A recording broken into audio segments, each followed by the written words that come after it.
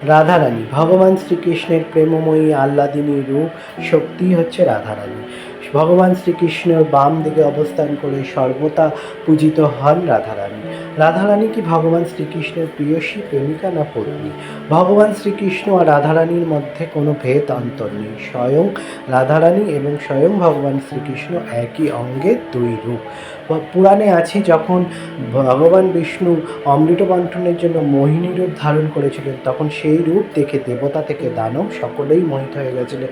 সকলের মনের বাসনা কামনা হয়েছিল আমার এরকম একটা পত্নী, প্রেয়সী বা প্রেমিকা হোক। সূর্যদেবও মোহিত হয়েছিলেন, কিন্তু তার মনে কামনা হয়েছিল আমার এরকম একটা কন্যা সন্তান হোক। ভগবান সূর্যদেবের মনের বাসনাতে কামনাতে ভীষণ প্রসন্ন হয়েছিলেন, বলেছিলেন আমার মতোই তুমি কন্যা সন্তান পাবে।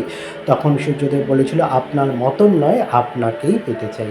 তো তার জন্য তপস্যা করতে হবে। সূর্যদেব তপস্যা করেছিলেন এবং ভগবান বিষ্ণু বলেছিলেন আগে দাপর আসছে, আমি শ্রীকৃষ্ণ রূপে অবতীর্ণ হব, আমারই বাম অঙ্গ থেকে রাধার সৃষ্টি হবে, সেই হবে তোমার কন্যা সন্তান। বৃন্দাবনের বর্ষনাতে কৃত্তিবা মায়ের ঘরে এবং বিশ্বভানু রাজার ঘরে আমাদের রাধারানী এবং শ্যামা সুন্দরী বা কিশোরী অবতীর্ণ হয়েছিলেন। স্বয়ং ভগবান কৃষ্ণই রাধারানী এবং রাধারানী স্বয়ং ভগবান কৃষ্ণ, দুজনের মধ্যে কোনো অন্তর্ভেদ নেই। তাই আজ রাধা অষ্টমীতে সকলে মিলে আসুন আমরা বলি রাধে রাধে।